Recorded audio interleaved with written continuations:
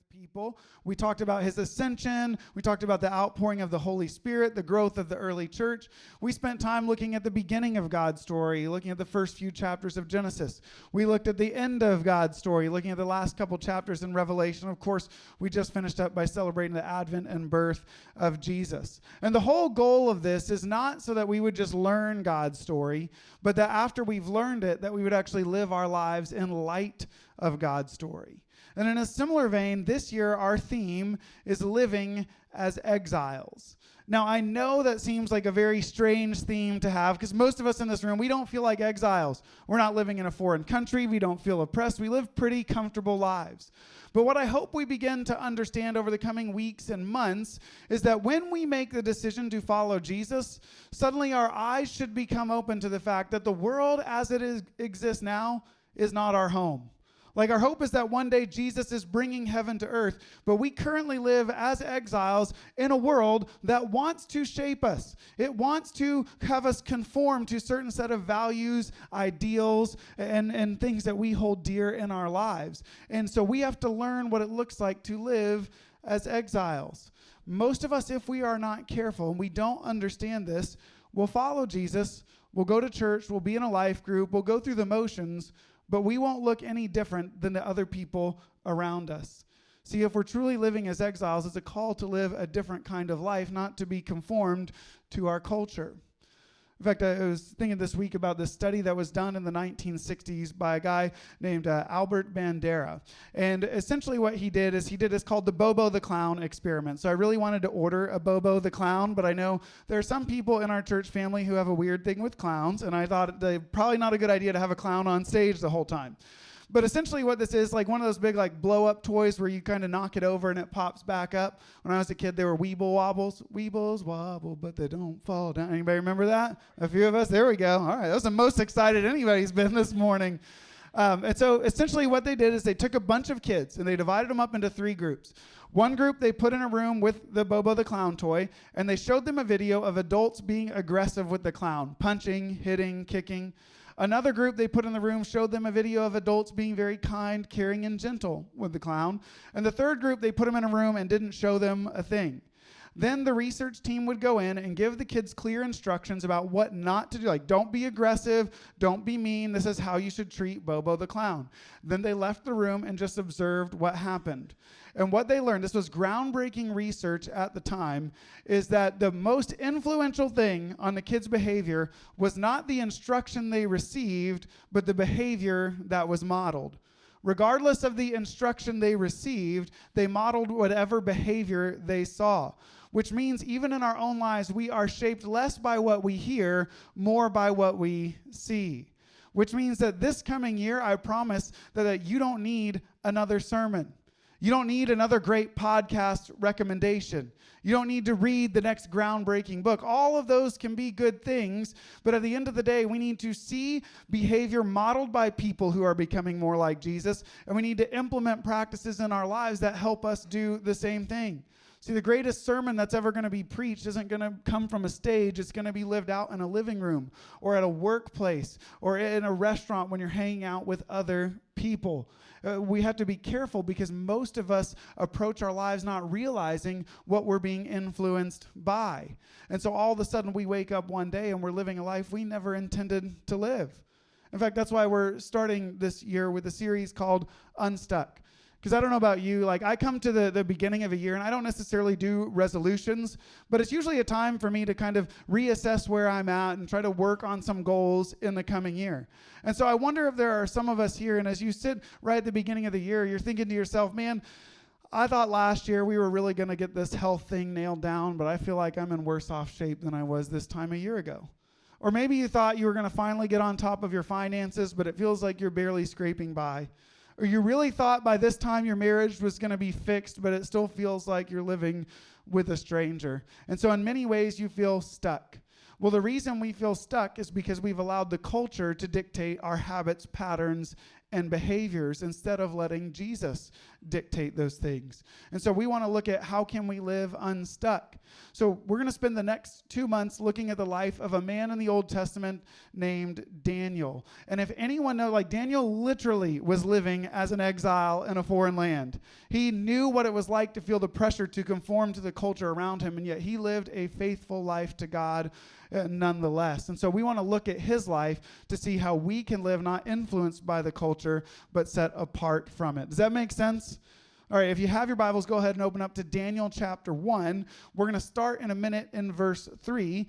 But before we do that, I kind of want to set the scene for what's happening here. Because Daniel is a book that's in the Old Testament, and the Old Testament tells the story of God's people, the Jewish people, and ultimately the nation of Israel. So Israel reaches its prominence under the leadership of King David and King Solomon. They have wealth, power, influence, military might. But when Solomon dies, his sons have a dispute over how the kingdom should be run, and it splits into two. You have the northern kingdom, which retains the name Israel. The southern kingdom actually retains the capital Jerusalem, including the temple where God lived, but it takes on the name of Judah. So if you're doing like a read through the Bible kind of plan, you're going to get to a point this year where you're reading through 1st and 2nd Kings, 1st and 2nd Chronicles, and all that is it details the series of kings in both the northern kingdom of Israel and the southern kingdom of Judah. And as you read through that, you're going to notice something that jumps off the page. The northern kingdom has like no good kings. It's all kings who lead people away from God. The southern kingdom has a few good kings, but mostly it's bad kings who lead people away from God. So the northern kingdom, God eventually says, listen, I'm not going to force a relationship on you. God removes his protection, and Israel is conquered by the Assyrian Empire. Now, because there are a few good kings like Josiah trying to reform the nation of Judah, they have a lot more patience that is granted to them by God. But eventually, they're going to find themselves in a pretty sticky situation. The Assyrian Empire to their north is starting to fall away. And it creates this vacuum of power on the world stage. And anytime a power vacuum exists, people are going to fight to take spot of the number one global world power. At this point, we have Judah here, and then to the east you have the Neo-Babylonian Empire. To the southwest, you have the Egyptian Empire. And these are the two main players trying to become the dominant world power on the global stage. Now, Egypt starts by making the first move. They want to take over some trade routes, so they actually come in and essentially take over the nation of Judah. But kind of Egypt's philosophy is we're not actually going to have to conquer you, but we are going to flex our military might and strength. Like you don't have a military to fight us or really the influence to do anything, but we are going to dethrone your king and put one of our kings there instead. It's a guy named Joachim. And so what they would do is they would say, you can rule sovereignly, but we want you to pay us tribute and do what we tell you to do. So that's exactly kind of the arrangement that they have. But then in 605 BC, the Neo-Babylonians strike a crucial military victory over the Egyptians. And at that point, Jehoiakim kind of sees the writing on the walls and says, hey, I need to switch my allegiance from the Egyptians to the Babylonians. So he starts paying tribute and allying with the Babylonians.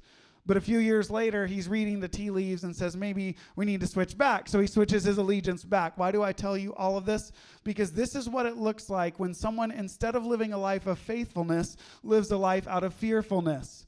Instead of trusting in God and being faithful to what he had called him to do, he's just trying to position himself in the best place possible. And when you live a life out of fear, it's always going to end up in destruction. That's exactly what happens. When he tries to ally with Egypt the second time, the Babylonians send in all these raiding parties who come in and eventually kill Jehoiakim. His son takes over temporarily as king, but is eventually deported by the Babylonians somewhere else. And the Babylonians put their own king, a guy named Zedekiah, on the throne. And he is supposed to maintain loyalty to the Babylonians. But 10 years later, he makes the exact same mistake as his predecessor and tries to ally with the Egyptians. This time, the Babylonians have had enough. They send in their actual military who goes into the capital city of Jerusalem, completely demolishes, destroys the temple, and starts to deport people out of their homeland to a different part of the empire. All right? I know some of you love that stuff, and some of you zoned out for a few minutes, but all of that is set up for Daniel chapter 1, starting in verse 3. It says, the king ordered Ashpenaz, his chief eunuch, to bring some of the Israelites from the royal family and from the nobility, young men without any physical defect, good-looking, suitable for instruction and all wisdom, knowledgeable, perceptive, and capable of serving in the king's palace. He was to teach them the Chaldean language and literature. The king assigned them daily provisions from the royal food and from the wine that he drank. They were to be trained for 3 years, and at the end of that time they were to attend the king. Among them, from the Judahites, were Daniel, Hananiah, Mishael, and Azariah. The chief eunuch gave them names. He gave the name Belteshazzar to Daniel, Shadrach to Hananiah, Meshach to Mishael, and Abednego to Azariah. All right, I know it's a lot of names that are hard to pronounce, but here's what's going on. After the Babylonian Empire comes in and conquers Judah, they send a message to the people there that they want them to take among the Jewish people, people who were of noble birth, people who were wealthy, who were good-looking, who were smart, who were influential, and they want to take them and send them to Babylon for this leadership training program, per se. And in this leadership training program, they're going to teach them how to speak the Babylonian language, how to write the Babylonian language. They're going to feed them the best food and the best wine. They're going to eventually put them in places of leadership and power within the Babylonian Empire.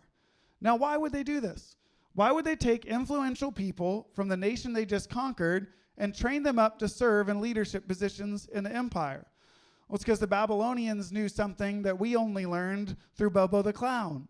Is that if you take these influential people and they are now leading for the Babylonians, the rest of the Jewish people will see that and they will fall in line as well.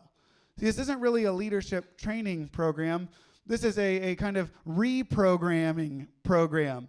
They want to change their identity so they no longer identify as Jewish people faithful to God, but as Babylonian people who are faithful to the Babylonian Empire. This is why they give them new names, by the way. They're trying to shape their whole identity so that they live in a way that they never thought they would. See, their goal wasn't to get them to walk away from their faith in an instant, but by training day after day, year after year, that eventually they would be good, faithful Babylonian citizens and leaders. By the way, this is how the enemy works in our world today. It's not that they want you to walk away from your faith in an instant, but that slowly but surely you drift away from the faith you once held dear. We see this all the time. This is the way culture works. In fact, back in the 1920s, we thought of breakfast differently. All right, now when I say an American breakfast, what are some things that come to your mind? Pancakes, what else? Bacon, what else? Eggs, all right. Now I'm hungry. In the 1920s, people didn't have a big hearty breakfast like that. They just have a little bit of food, just something to get the metabolism going, but not something really big. In fact, no one ate bacon at breakfast. Like, that was unheard of. But then you get this company, the Beech Nut Company, finds themselves sitting on a surplus of bacon that they cannot get rid of. And so they turn to this marketing expert who becomes later known as kind of the father of public relations. But he was actually someone who was trained in psychology under Sigmund Freud. Now, we can debate Freud's ideologies all day long, but the big reason that he was so successful is because he studied Freud. He didn't think you should ever advertise something directly. But when you advertise a product, it needs to meet some kind of sense of identity or purpose or meaning in somebody's life. So the way that he went about advertising bacon is he actually first went to doctors, and he wrote up a piece of paper that asked this question: which is healthier, some weak and wimpy little breakfast in the morning, or a hearty breakfast with something like bacon? And so the doctors are like, well, I mean, if these are my two choices, then I guess a hearty breakfast with bacon is better than a wimpy breakfast. And by the time he collected 4,500 signatures from doctors, he was able to go around and he was able to advertise to people that doctors agree a hearty breakfast with bacon is the healthiest way to start your day. And all of a sudden, people started buying bacon. To the point now, 100 years later, you don't even question whether or not bacon should be included in a breakfast. It's just something that seems normal. What once was abnormal is now normal because of simple steps all along the way. This happens in even more serious issues in culture as well. It's something they actually call the Overton window. This is like the window of what is acceptable in our culture, and that shifts and changes over time.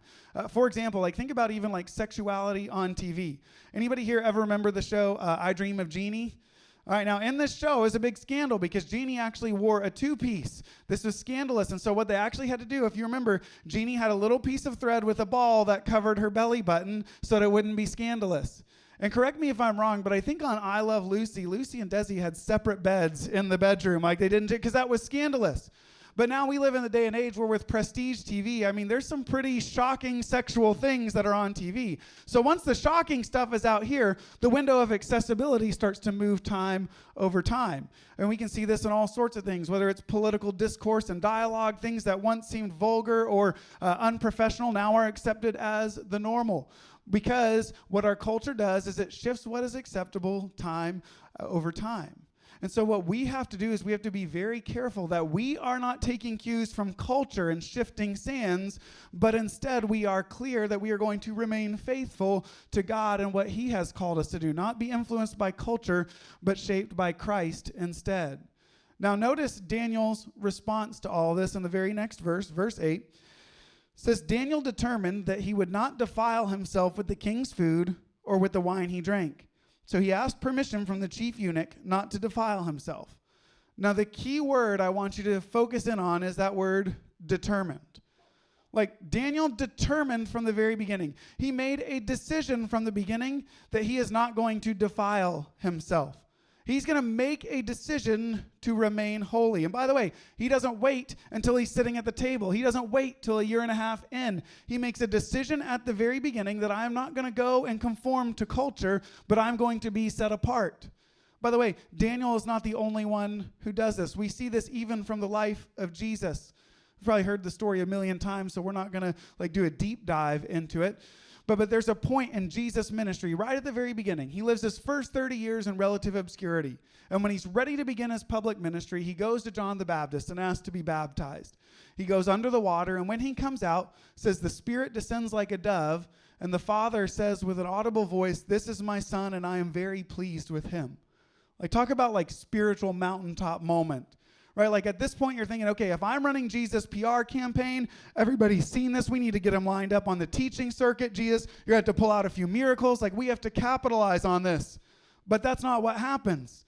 As soon as this moment is over, the Spirit leads Jesus into the wilderness for 40 days of fasting and prayer. See, God knew a test was coming. The only way for Jesus to pass the test was going to be to spend time in preparation. He had to decide, I am going to remain faithful no matter what. So for 40 days, he fasts and prays, which I think is interesting because sometimes even when I think about fasting, we're like, oh, well, that's like expert level Christianity stuff. That's like 301 or 401 level. The first thing that Jesus does is he's fasting and praying for 40 days because there is a test that's coming. By the way, for all of us, we can make a decision today that we're going to be healthy.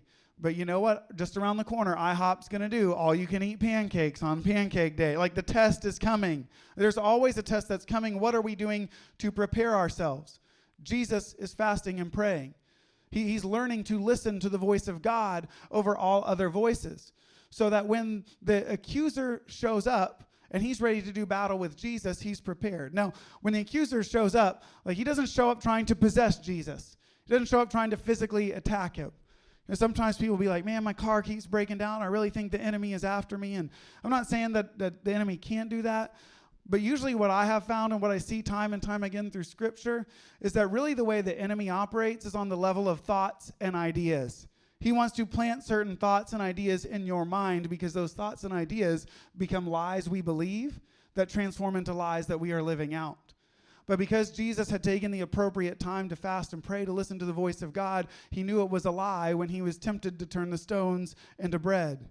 He knew the difference between truth and a lie when he was tempted to throw himself off the temple and allow the angels to catch him. He knew the difference between truth and a lie when he was tempted to bow down and worship Satan in exchange for rulership of all the kingdoms. The test is coming, and the only way we're going to be able to pass it is if we make a determined decision beforehand to be faithful and not to conform.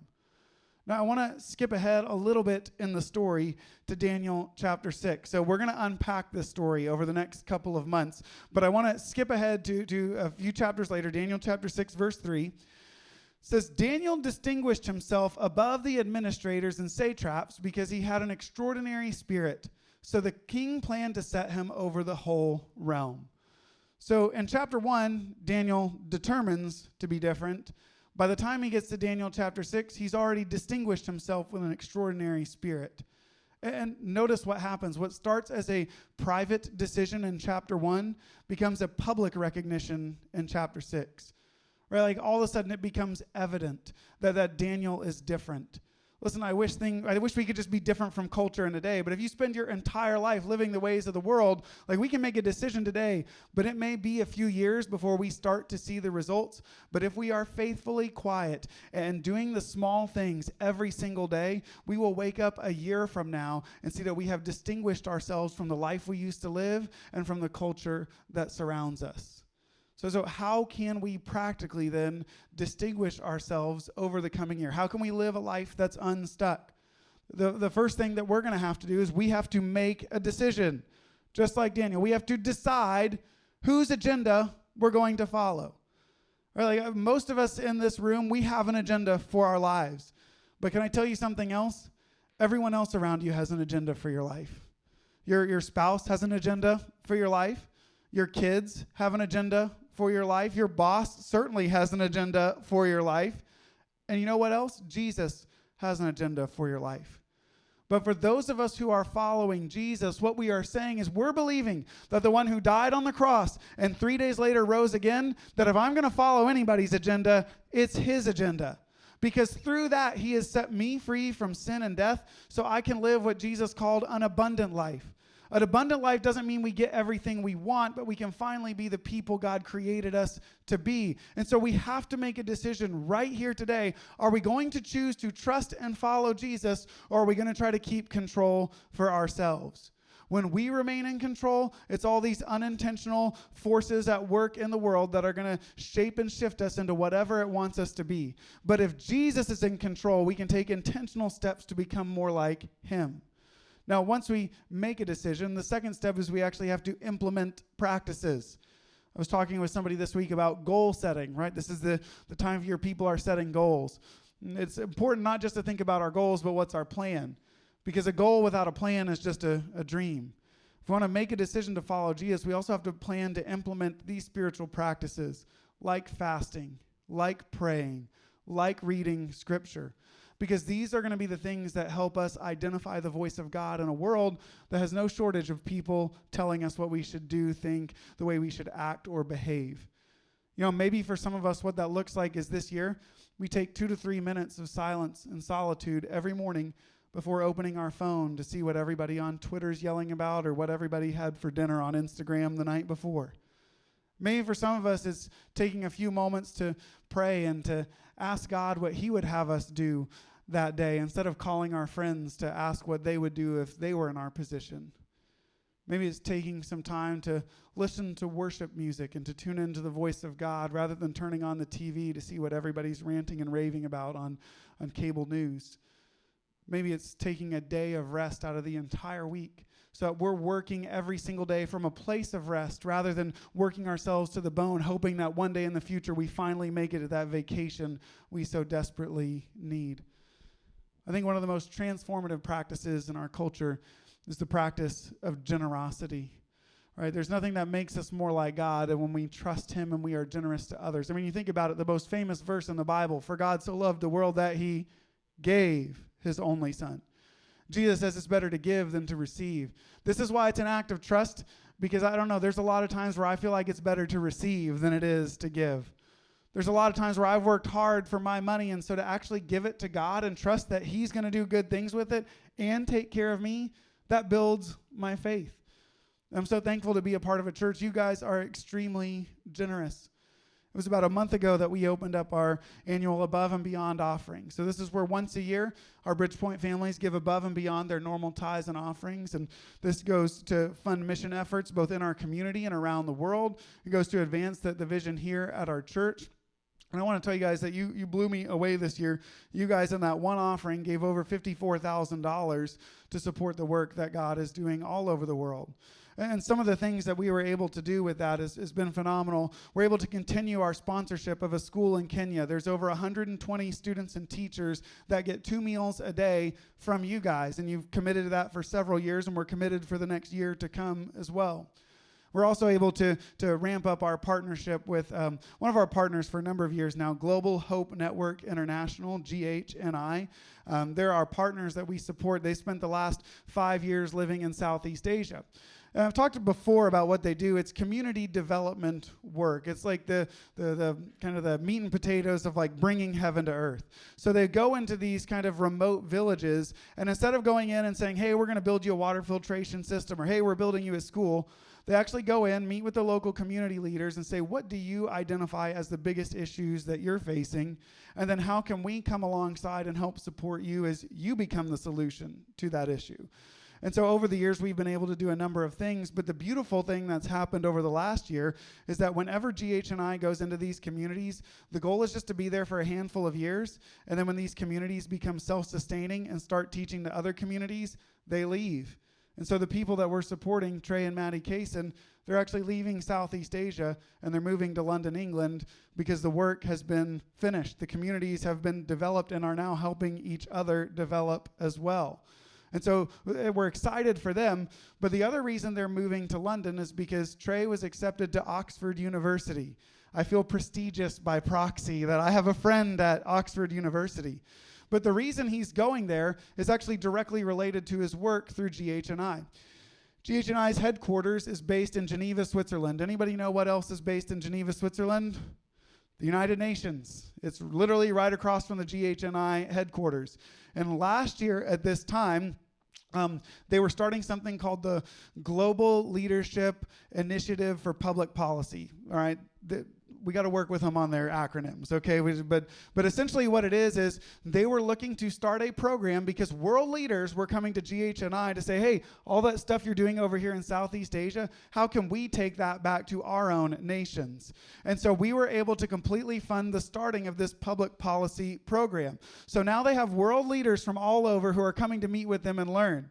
Well, this year they have some leaders from developing nations who want to come, but they can't afford to do the program. And so because of your generosity, we are scholarshiping those leaders of other nations so that the work can continue to influence from a high level. Not only that, but last year there were some people in Mongolia who heard about the work GH&I was doing, and they wanted to start their own thing. But they couldn't because all of the materials were in English. So last year you guys paid to translate all of their materials into Mongolian. And so now they have a whole team set up, and they're ready to they've identified projects they're ready to do. And because of your generosity, we're able to help fund the projects that they want to do in Mongolia. Not only that, Trey and Maddie just had a baby. They are moving across the world again. And so we're going to continue to increase our financial support of them as well, so they don't have to worry about putting food on the table, but they know they can continue the work that God has called them to do.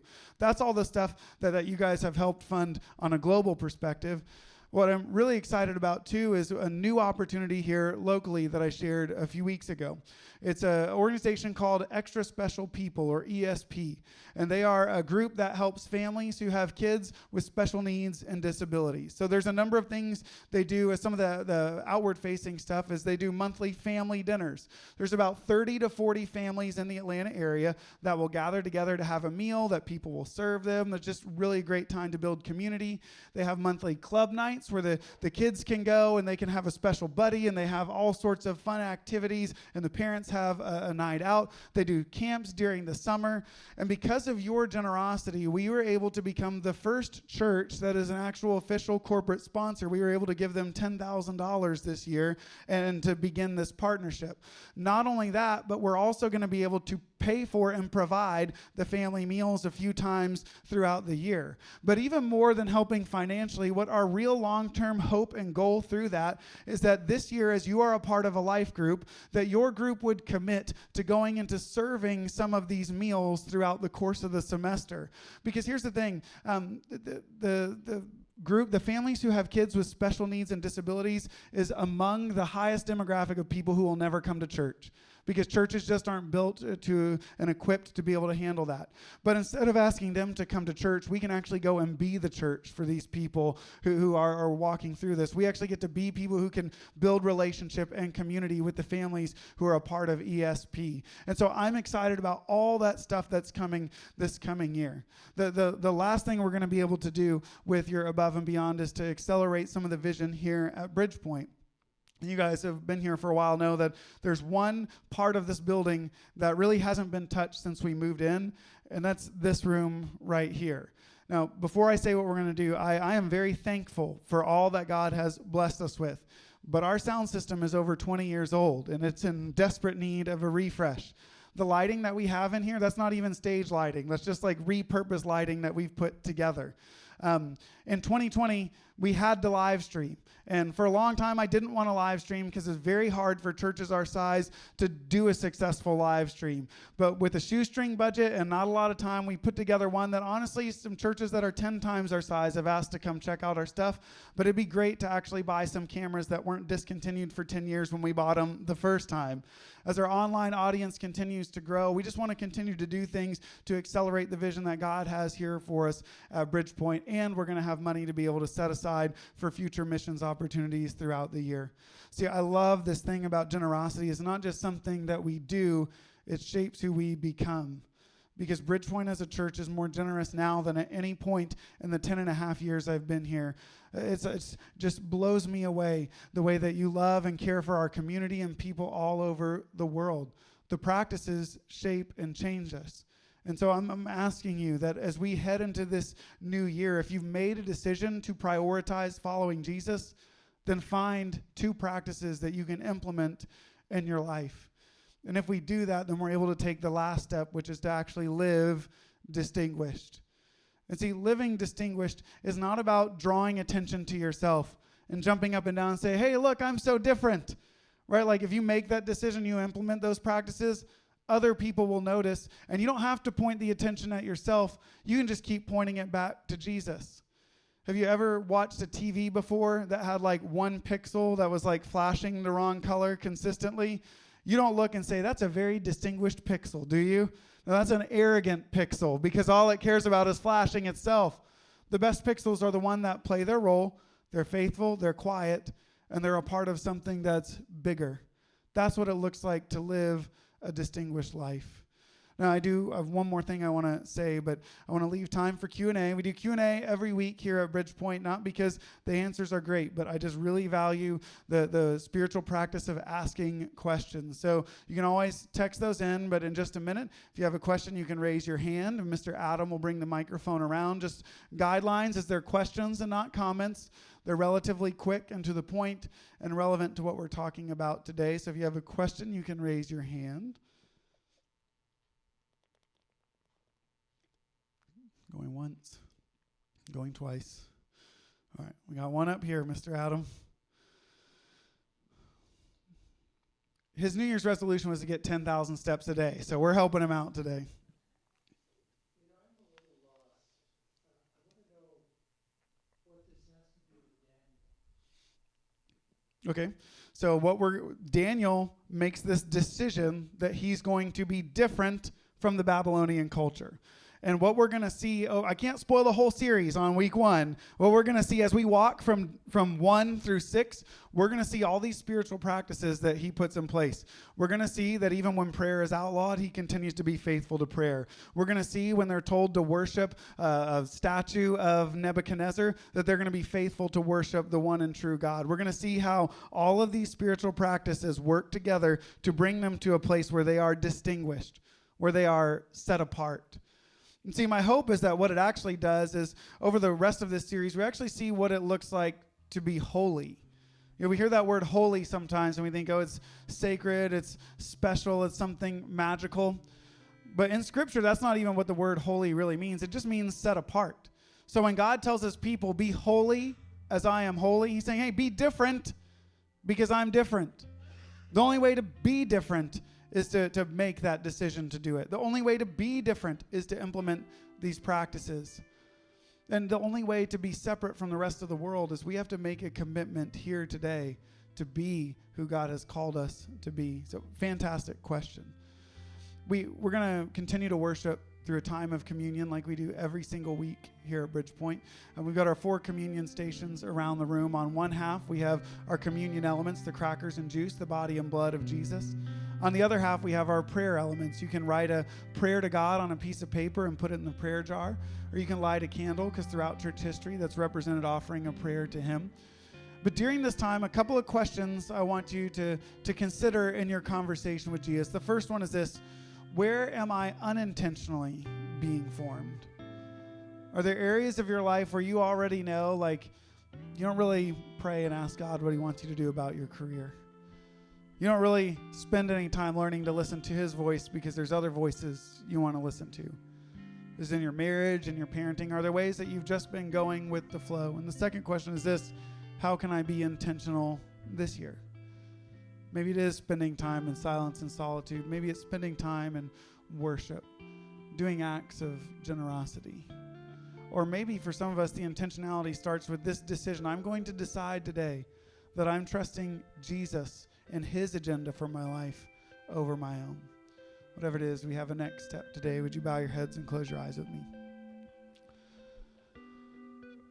Jesus, we're just so thankful.